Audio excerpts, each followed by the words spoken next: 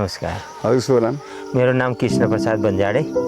यहाँ Chhatradev ward number 6 ठुला Pokhara किसानमा permanent स्थान हो। अहिले म मेरठमा बस्छु।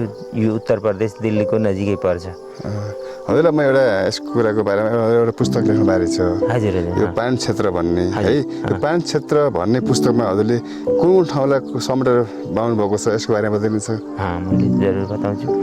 यो पाणिनि क्षेत्र भन्ने पुस्तक मैले यहीँ आएर म सन् 2022मा काठमाडौँ गएको थिएँ। त्यहाँबाट एउटा पुस्तकको विमोचनमा मैले श्रीधर पौडेलजीको पुस्तक स्वर्गद्वारी भन्ने पुस्तकको विमोचनमा गएको थिएँ। त्यहाँपछि मैले त्यहाँ देखेँ कि उहाँले स्वर्गद्वारीका सबै गुरुहरूको सबै चिज समेटेर पुस्तक लेख्नुभएको रहेछ। फेरि मलाई एउटा भित्रबाट यो आयो त्यो यस्तो राम्रो हाम्रो पाणिनि तपोभूमि, यसको बारेमा पनि एउटा पुस्तक लेखेर प्रचार गर्नुपर्छ भन्ने मेरो भित्रबाट आयो। त्यहाँपछि म सिधै आएँ। यहाँ आउँदाखेरि केही पनि थिएन, यो स्ट्रक्चर थिएन, यो बााउन्ड्री थिएन, सुनसान थियो, यहाँ कोही पनि थिएनन्। आएँ, वहाँ दर्शन गरेँ, माथि गएँ, तर मलाई बडा राम्रो लाग्यो। त्यहाँपछि एउटा काम गर्ने हुनुहुन्थ्यो, उहाँले भन्नुभयो कि यहाँ पुष्करजी हुनुहुन्छ, उहाँले देखभाल गर्नुहुन्छ। त्यहाँपछि म पुष्कर राज पोखरेलजी यहाँका अहिलेका वर्तमान अध्यक्ष हुनुहुन्छ, उत्तर सायद सचिव हुनुहुन्थ्यो। तो फिर उहाँसित कुरा अरे फोनमा। त्यहाँबाट उहाँले भन्नुभयो कि तल आउनुहोस्, मेरो घर पनि छ, उहीँ कुरा गरौँला। त्यहाँबाट बसियो। त्यहाँपछि मैले उहाँसित मेरो भावना पनि बताएँ। त्यो उहाँले पनि जति छन् त्यहाँ दिल खुलेर जति पनि जान्नुभएको छ, जति पनि पुरुषहरू छन् सबै मलाई दिनुभयो। त्यहाँपछि म घुमेर आफ्नो गाउँ गएर फेरि मेरठ गएर मैले यसको बारेमा गर्न लाएँ। फेरि किनभने मैले कई चिजमा यहीँ पढेको, यहीँ हुर्किएको हुनाले यहाँ आराखाँचीको बारेमा धेरै जानकारी थियो। पहिले मैले यसको नाम राखेँ आराखाँची दर्पण। मैले आराखाँची यो पाणिनि मात्रै कम हुन्छ भनेर पुस्तक बनाउँदा अलि धेरै मेटर भए सहज हुन्थ्यो, आराखाँचीको पनि एउटा नाम अगाडि जान्थ्यो भन्ने मेरो भावना थियो। त्यहाँपछि त्यो पुस्तकमा आराखाँची दर्शन भनेर लेखेँ। तपाईँको पाणिनि तपोभूमिको बारेमा, फेरि जस्तै महर्षि पाणिनिको बारेमा, जस्तै महर्षि पाणिनि पाकिस्तानको लाहोरको नजिकै जन्म लिनुभयो। फेरि नालन्दा युनिभर्सिटी विश्वविद्यालय बिहारमा उहाँले अध्ययन गर्नुभयो। त्यहाँपछि उहाँ अध्ययनमा जस्तै कहानी अनुसार अध्ययनमा अलिक कमजोर हुनुहुन्छ। त्यहाँपछि उहाँलाई गिल्टी फिलिङ भयो कि मैले यस्तो गर्न सक्दिनँ, यस्तो गरिनँ भन्ने। त्यहाँपछि उहाँका गुरुआमाका प्रेरणाले त्यो रुरु क्षेत्रबाट पञ्चकोश भनेर भन्छन् कि माथि एउटा स्थानमा गएर तपस्या गर। त्यहाँपछि उहाँ आउनुभयो यो स्थानमा, यो तल सिद्धि स्थानमा आएर त्यहाँ तपस्या गर्नुभयो। तपस्या गरेपछि शिवजी प्रसन्न भएर प्रकट भएर डमरुको 14 पटक ध्वनि बजाउनु भयो। त्यो ध्वनिमा ऐ उण रे लेक ए हो जस्तै 14वटा ध्वनि आए। त्यो उहाँले त्यो ध्वनिको टिप्पणी गर्नुभयो। त्यहाँबाट उहाँलाई आशीर्वाद दिनुभयो यसबाट व्याकरण बनाऊ भनेर। त्यहाँपछि उहाँले त्यस कारणले व्याकरणका ज्ञाता र जनक त महादेवजै हुनुहुन्छ, उहाँकै प्रेरणाले हो। तर पनि व्याकरणका ज्ञाता जो है, संस्कृत व्याकरणका ज्ञाता पाणिनि ऋषिलाई भनिन्छ। त्यस कारणले फेरि यहाँ दुर्वासेश्वर गुफा छ तल। त्यो गुफामा यहाँ यताबाट स्नान गर्न बाणगङ्गा जानुहुन्थ्यो। फेरि दुर्वासेजी पनि बाणगङ्गामा स्नान गर्न जानुहुन्थ्यो। उहाँ गुप्त केही विचार आदान प्रदान हुन्थ्यो भन्ने पनि छ कहानीमा। फेरि म तल गएँ, त्यो गुफामा गएँ। गुफामा जाँदा मलाई धेरै भित्रबाट सन्तोष प्राप्त भयो।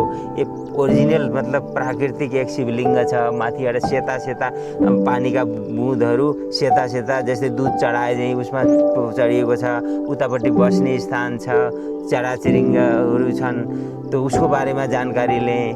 त्यहाँपछि तल गएर हाम्रो सानो मथुरा भन्छन्, मथुरा बेसी भन्छन्, त्यो लामो पार्टी छ। त्यो वहाँ गएँ। त्यहाँ उहाँबाट कयौँ मान्छे व्यक्तिहरूसित जो उहाँको बारेमा ज्ञान हासिल गर्न सकिन्छ गरेँ।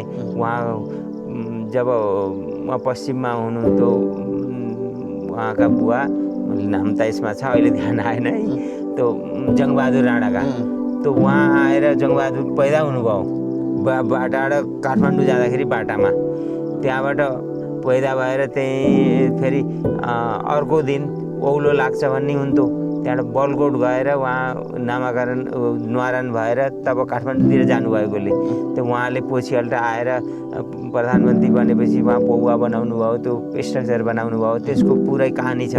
त्यहाँपछि तपाईँ कुरुङ्गाको भगवती मन्दिरको बारेमा जति जानकारी छ यसमा छ। त्यहाँपछि बारबारिक ऋषि बारबारिक राजा अभिमन्युका छोरा त्यो उहाँ हुनुहुन्छ, यो उलुक क्षेत्र महाराजको भन्ने खाटु श्याम भनेर भारतमा धेरै प्रचार छ त्यसको, त्यही ओरिजिनल यहाँ हुनुहुन्छ।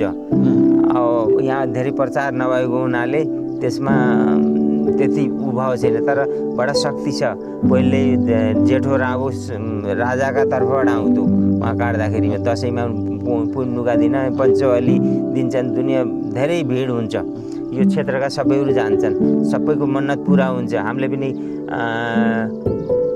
जस्तै भुइँ पारेर पहिल्यैदेखि जो घिउ बनाएर धुप लानियो भनेर हामी छाना छाँदा पनि उहीँ ल्याएर सरा खेलेको देखिन्थ्यो।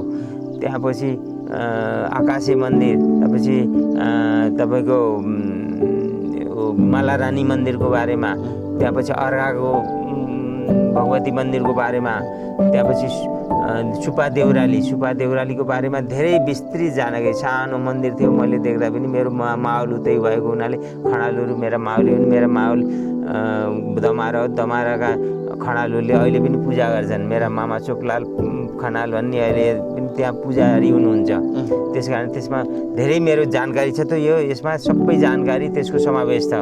फेरि ठाडाको दह त्यसको बारेमा पनि फेरि माथि निक्लिएर तपाईँको शङ्खे पत्थर, रावणको शङ्ख भनेर भन्छन्, एउटा ठुलो पत्थर छ, दुलो छ, अब यसो फुँ गर्ने धौँ आवाज आउँछ, बडा टापुमा, त्यहाँ पनि गएँ, त्यसको बारेमा पनि छ।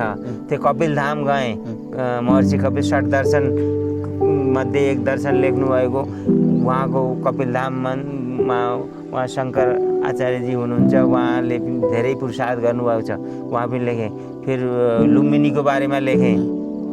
फेरि उता स्वर्गद्वारीको बारेमा मैले धेरै नजाने भने श्रीधर पौडेलजीको पुस्तकबाट सबै गुरुहरूको फोटो त कहिले कहिले हुनुभयो, कहाँबाट कसै सुरुबाट अब तक के व्यवस्था छ सबै व्यवस्था त्यसमा छ पुस्तकमा।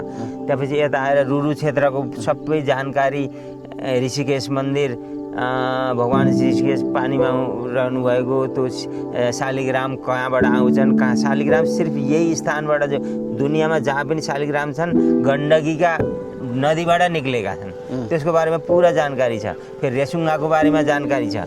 फेरि काशी गयाजी प्रयागजीको बारेमा पनि मैले विस्तृत जानकारी फोटोसहित दिएको छु। हाम्रो नेपालीहरू गएर कहाँ धर्मशालामा बस्न सकिन्छ, जाने कोही उसको लागि केला भने गयाजीमा बडा लुट छ नेपाली भनेपछि पण्डाहरूले खेद्दै तङ गर्छन्, पैसा झार्छन्। त मैले यहाँ गएर बस्नुहोस्, यसो गर्नुहोस् भन्ने पुरै यसमा विवरण छ।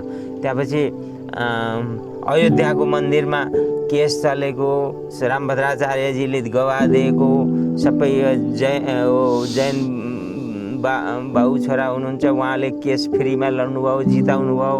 त्यहाँपछि उहाँको रामको मन्दिर बनाएका श्रीधर योगीजी, उनको फोटो। त्यहाँपछि तब त्यो पत्थर जो गण्डकीबाट लिएर गएको 6 करोड वर्ष पुरानो पत्थरको, फेरि त्यो मन्दिरमा कतिवटा खम्बा छन्, के छन्, कहाँ के छ, सबै विवरण त्यहाँ पाउनुहुन्छ। आज तक मोदीजीले उद्घाटन गरेको समेत त्यसमा विवरण छ।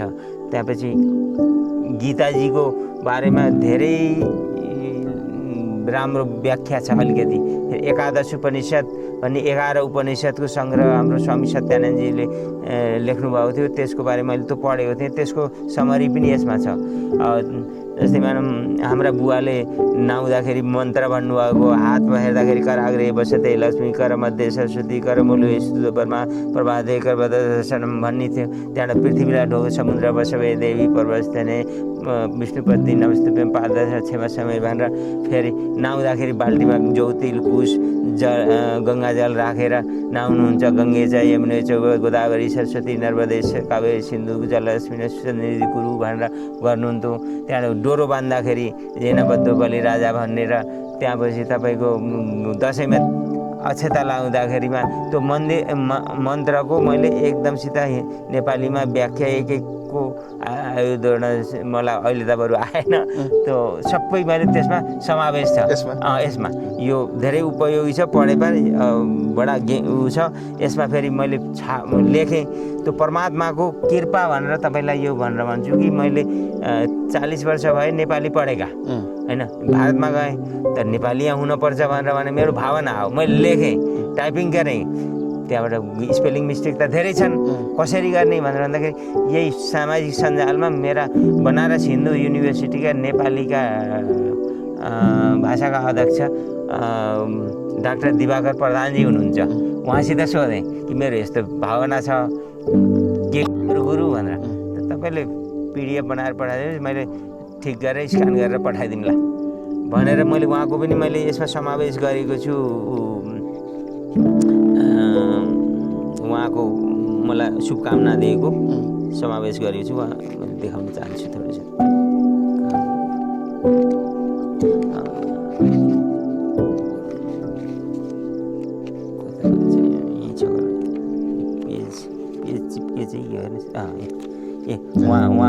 उहाँ हुनुहुन्छ दिवाकर प्रधान। त्यो यसमा फेरि यहाँले पनि हाम्रो उत्तरका जिल्लाका सिडिओ साहबले पनि दिनुभएको छ मेसेज शुभकामना। फेरि नेपाली राजदूतावास डाक्टर शङ्कर प्रसाद शर्माजीले यो पैसा यो छपाउँदा पैसा पनि दिनुभयो। यहाँ फेरि पानी तपोभूमि राख्नुहोस् नाम पनि भन्नुभयो। यहाँले यहाँको पनि बडा कृपा छ मसँग होइन। अरू हाम्रा गुरु राम प्रसाद पोखरेलजी अहिले हाल बुटवल बस्नुहुन्छ, उहाँले पनि यसमा शुभकामना दिनुभएको छ। र मैले उहाँ मेरठमा एउटा संस्था बनाएको छु, मेरी आमा उहीँ गएर बित्नुभयो, Savitri Devi memorial charitable trust.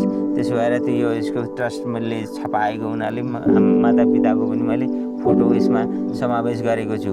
र यस्तो हुँदाहुँदै उहाँले व्याकरण ठिक गरिदिनु भयो। डाक्टर शङ्कर प्रसाद शर्माजीले फाइनेन्समा गर्नुभयो। त्यसो भएर सबैको सहायताले यहाँ पुष्कर राज पोखरेलजीले सबै यहाँको जति विवरण हो दिनुभयो। त्यसै सबैका सहयोगले मैले त एउटा कलेक्सन गरेको मात्रै हो, मेरो त एउटा भावना मात्रै हो, मेरो यसमा धेरै केही डेडिकेटेसन छैन। त्यही भन्न चाहन्छु र यो तपाईँलाई मैले सप्रेम भेट गर्न चाहन्छु। धन्यवाद।